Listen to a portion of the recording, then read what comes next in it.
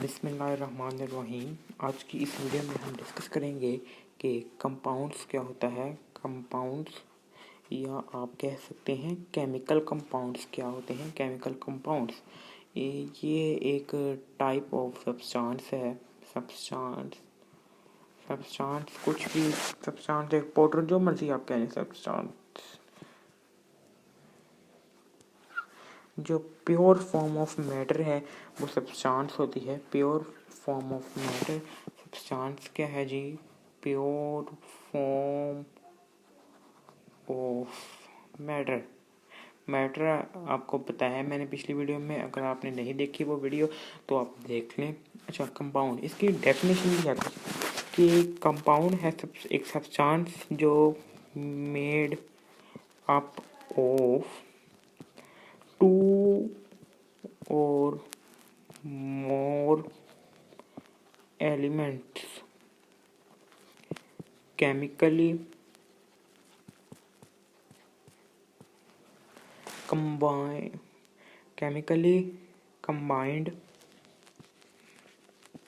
together in a fixed ratio by mass।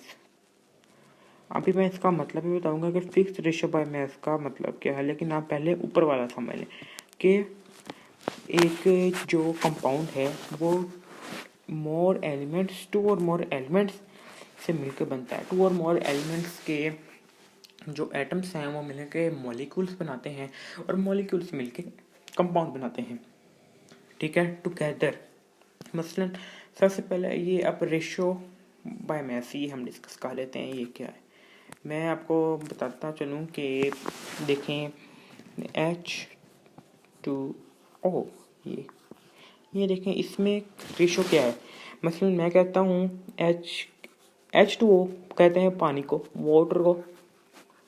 इसमें दरकार हैं जी हाइड्रोजन के 2 एटम्स, ऑक्सीजन का 1 एटम। अगर हाइड्रोजन के 2 एटम और ऑक्सीजन का 1 एटम नहीं होगा, कुछ और होगा, मिकदार कुछ और हो जाएगी एटम्स की, तो वो पानी या वाटर या H2O नहीं बनेगा। तो इसलिए ये एक रेशो है।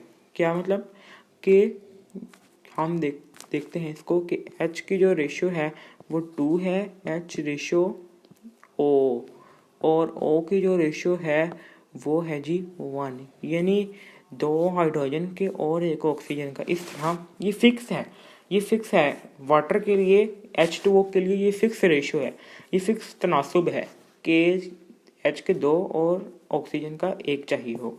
इस तरह ये कंपाउंड है। H2O कंपाउंड भी है। मसलन ये एक मॉलिक्यूल बन गया, H2O एक मॉलिक्यूल बन गया, H2O एक मॉलिक्यूल बन गया, तो ये मॉलिक्यूल से मिलके कंपाउंड बनेंगे, मॉलिक्यूल से मिलके H2O के कंपाउंड्स बनेंगे। ठीक है, पानी का एक गिलास में कितने सारे कंपाउंड, एक कंपाउंड है उसमें कितने सारे मॉलिक्यूल्स होंगे। इसका 1:8 है इसका मैस का रेशियो। अच्छा, ये मैंने निकाला था 2:1। ये जो 2:1 है ये एटम्स का रेशियो, कि इसमें किस तनासुब से, किस रेशियो के हिसाब से एटम्स हैं। लेकिन इसमें अगर आप मैस की बात करें तो ये 1:8 आ जाएगा। कि हाइड्रोजन जो है वो आप समझ लें कि अगर आप कहें 1 किलो ले लें, 1 किलो हाइड्रोजन और 8 किलो ऑक्सीजन, किलो ले लें जो मर्जी ले लें, तो वो H2O बनाएगा। तो H2O ये बन गया H2O। ठीक है, मतलब 1 किलो पानी और H का एटम हो और 8 किलो, 1 किलो हाइड्रोजन हो और 8 किलो ऑक्सीजन हो तो H2O बन जाएगा। मतलब ये मैथ का रेशियो, आप ये एक अंदाज़ा है, ये आप लगा सकते हैं। ठीक है, ये होता है फिक्स्ड रेशियो। H2 ऐसे बनता है। ऐसे ही हम देख लेते हैं ये किसका जी, हम देखते हैं यहाँ पे कार्बन और ऑक्सीजन, कार्बन डाइऑक्साइड का।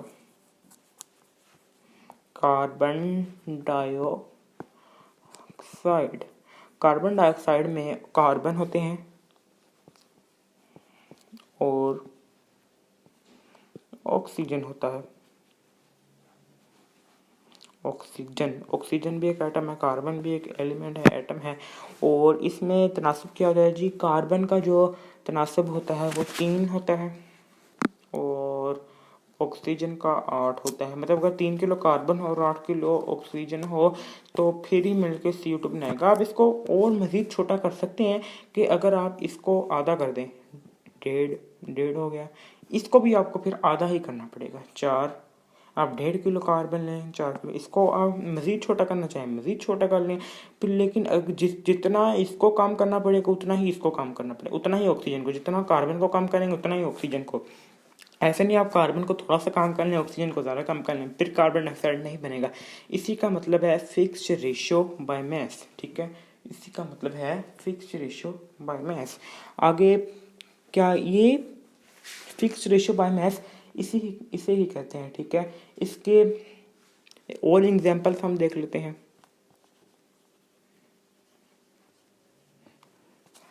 एक तो मैंने आपको H2O बता दिया, NaCl Na है सोडियम, Cl है क्लोरीन। ठीक है, क्लोरीन और Cl, ठीक है, ये जो मिलते हैं तो NaCl बनता है। ये कंपाउंड भी है और ठीक कंपाउंड है। ठीक है, तो NaCl जो है ये आप क्या होता है, ये जो हमारे घरों में नमक होता है या फिर आप टेबल सॉल्ट भी नमक को कहते हैं, जो हमारे घरों में खाने में इस्तेमाल होता है, उसको भी वो भी NaCl ही होता है। ठीक है, तो ये था तो इसकी। ठीक है, इसके 2 जो है ना कंपाउंड क्लासीफाई किया जा सकता है। हाँ, मैं कंपाउंड आयनिक भी हो सकता है, आयोनिक भी हो सकता है, आयोनिक। ठीक है, या फिर आप इसको कोवलेंट भी कह सकते हैं, कोवलेंट। ठीक है, ये आयनिक भी हो सकता है और कोवलेंट कंपाउंड भी हो सकता है। ये हम आगे जाके चैप्टर नंबर 3 या 4 में डिस्कस करेंगे कि आयनिक कंपाउंड क्या होता है, कोवलेंट कंपाउंड क्या होता है। ठीक है, आयनिक बॉन्ड क्या होता है, कोवलेंट बॉन्ड क्या होता है, बॉन्ड के बारे में डिस्कस करेंगे, कंपाउंड के बारे में डिस्कस करेंगे आने वाली वीडियो में। लेकिन कंपाउंड के बारे में अभी इतना ही डिस्कस करना बहुत है।